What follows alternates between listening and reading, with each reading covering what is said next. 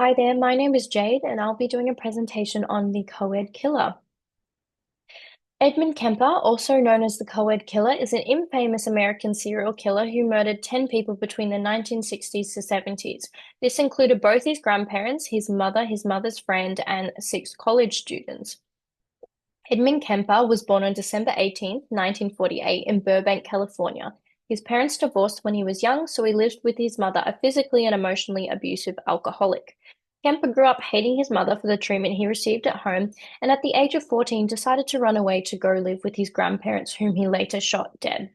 Kemper stated his reasonings for his grandparents' deaths was that I just, quote, wanted to see what it felt like to shoot my grandmother, end quote, and that he had only shot his grandfather because he didn't want him to, quote, see what he had done to his wife of 50 years, and that he would be angry at him for what he had done, end quote. Kemper was sent to a state hospital as a criminally insane juvenile for murdering his grandparents. However, at the age of 21, after convincing psychiatrists he was rehabilitated, Kemper was released. After his release, Kemper began a killing spree by luring young female hitchhikers into his car before murdering them and taking their corpses back home to be decapitated, dismembered, and sexually violated.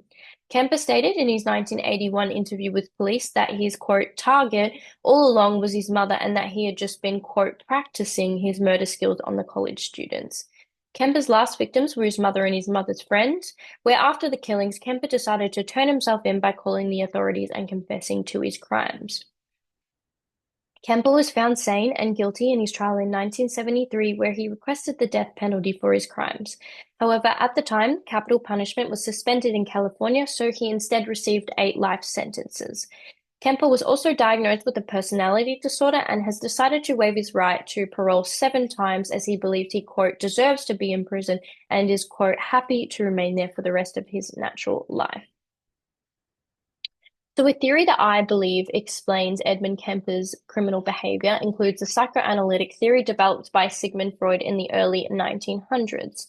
So, psychoanalytic theory is a concept based on an individual's unconscious mind, where Freud argues that whether an individual is aware of their experiences, certain repressed memories, traumatic childhood experiences, and desires influence behavioral and emotional states through a struggle between conscious and unconscious thoughts.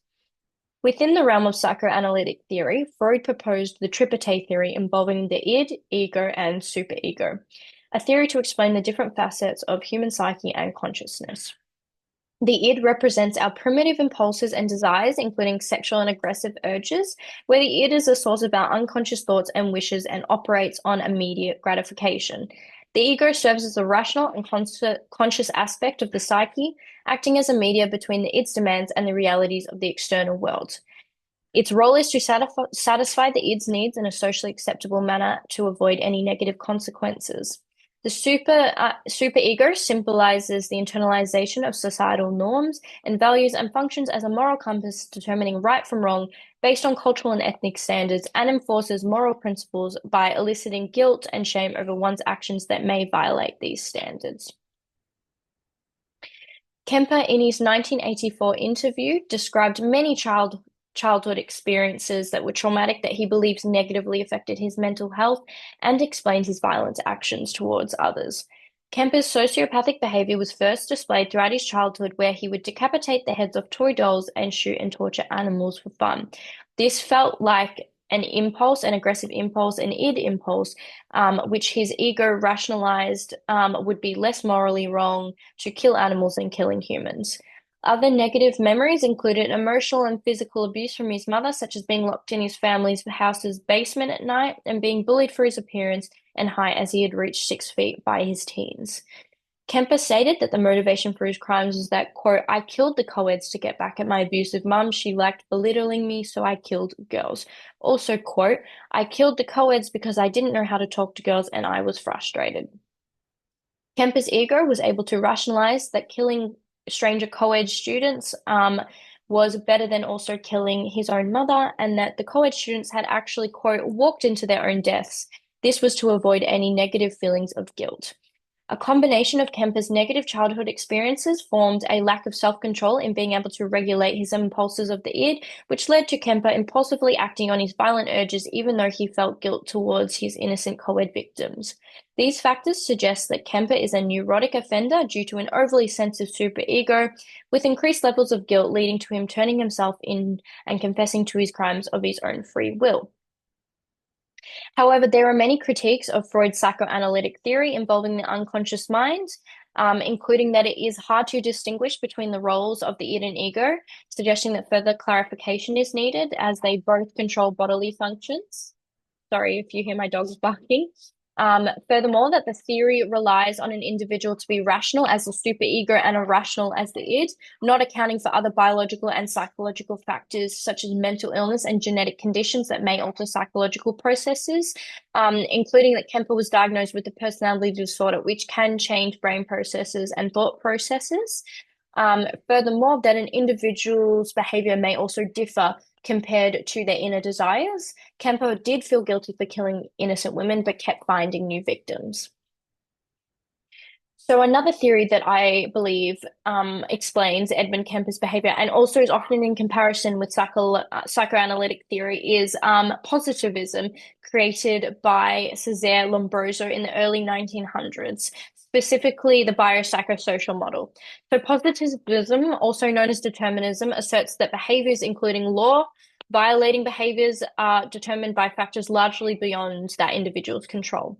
Under positivism specifically, the biopsychosocial model includes biological, psychological, and psychosocial factors such as an individual's surrounding and society that determines one's ability to commit a crime. It is also a theory that operates under the belief that punishment should deter individuals from committing crime. So, positivism theories developed by Cesare Lombroso include, in Kemper's case, that he was born into an abusive family environment with a mother and other family members collectively fearing and ostracizing him, where Kemper's criminal traits first started developing as a child with violent psychological urges to kill and decapitate animals, rip the heads off toy dolls, and eventually putting his violent behaviors into practice by killing his grandparents. Kemper also stated that he was using the co-ed students as, quote, practice before killing his mother, suggesting that his hate for his mother grew over the years of his life from a lack of environmental and social support, as well as emotional support and an absence of a positive role model to look up to. There was also minimal support in working through Kemper's psychological issues, where ongoing psychological intervention in his teens and early 20s would have been optimal to maximize the chance of rehabilitation.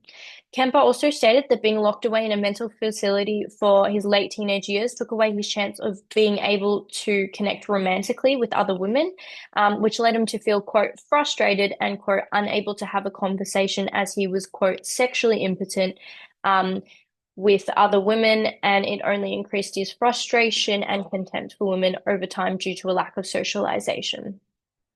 Psychological factors such as Kemper's diagnosis with a personality disorder is also a psychological and biological factor of positivism due to an inability to regulate his emotions, lack of empathy, which can also lead to impulsivity, an unstable and often changing sense of self, and troubled relationships with others.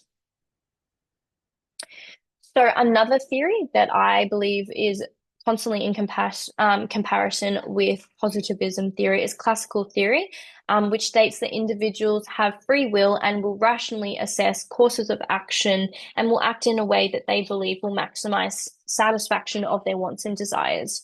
So in particular, the social contract theory to crime and criminal justice, where crime is viewed as a harm that is more made to society rather than to victims of the crime. So, some may argue that classical theory actually describes motivations between Kemper's behaviors more than positivism theories, including that Kemper has stated various times in his 1984 interview and on police transcripts that he knew right from wrong and was smart enough to plan each of the crimes so that he wouldn't get caught. He also did have an IQ of 145, proving he was very intelligent. He went on to say that he planned all the crimes by, quote, acting and feeling out to feeling out the crimes, quote, in fantasy before pulling a gun out on the victims, end quote. And that he even picked up skills from watching crime shows where he hung out regularly at bars across from the local police station to befriend local cops and gather information about the progress of the investigation. Kemper also reportedly stated that he felt guilty for the deaths of the innocent co-ed students, but that his confidence in the act of murder had only grown over time as it was, quote, getting easier to do and that he was, quote, getting better at it. That the risk of getting caught was minimal and that he could keep on committing the crimes without getting caught. Kemper also stated that he, quote, rationalized that giving up would be crazy, that it would be insane, where he rationalized that the reward of giving in to his desire to murder others and his mother outweighed the risk of getting caught. He stated that he wanted to keep practicing by murdering other women first before he killed his mother, as he couldn't risk getting caught for murdering his mother, as he could, quote, hear the clanging doors of jail, and that, quote, they would never open for him again, and that, quote, I would be giving away my freedom.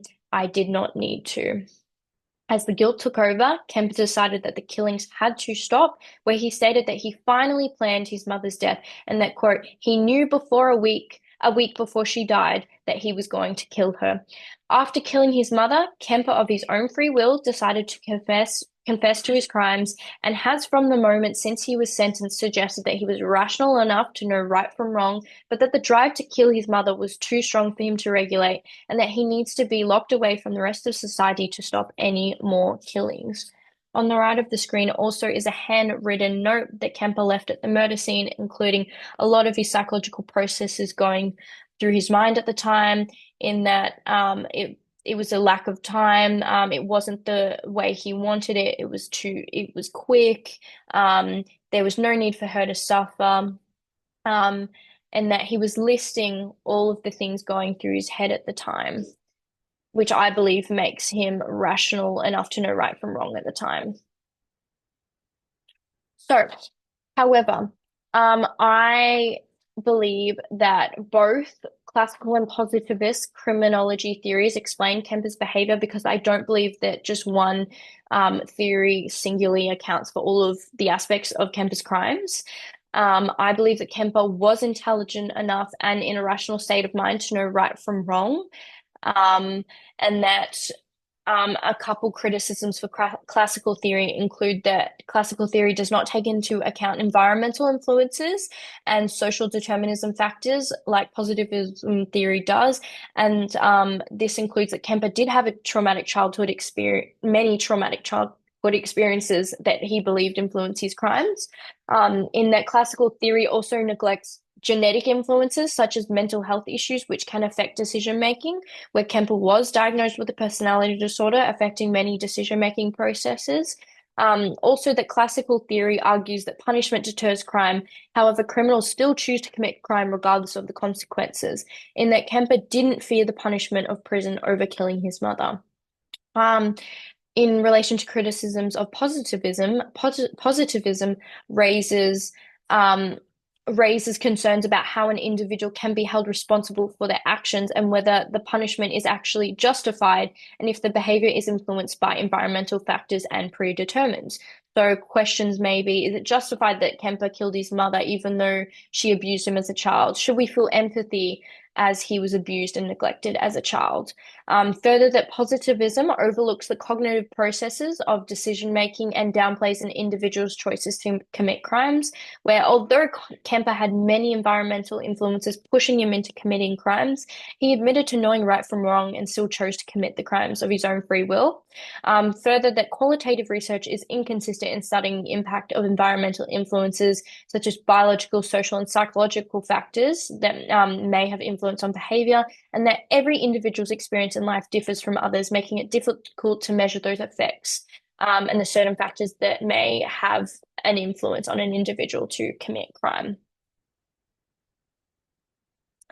So I believe that the punishment in the outcome for this case of Kemper being sentenced to 8 counts of first-degree murder and life in prison at the California Medical Facility is justified and an effective punishment as it takes away Kemper's freedom, a risk he was willing to undertake with the reward of killing his mother, whilst also acting as a deterrent for other criminals to not commit the same crimes and receive a lengthy sentence. This punishment also acts to protect the community, as psychiatric evaluation has concluded that Kemper would be a high-risk offender and should not be granted parole. I also believe that the punishment best reflects society's and the victim's families' views by protecting the community from further harm, by keeping Kemper away from the rest of society, whilst also punishing Kemper with a lengthy sentence for taking away innocent lives.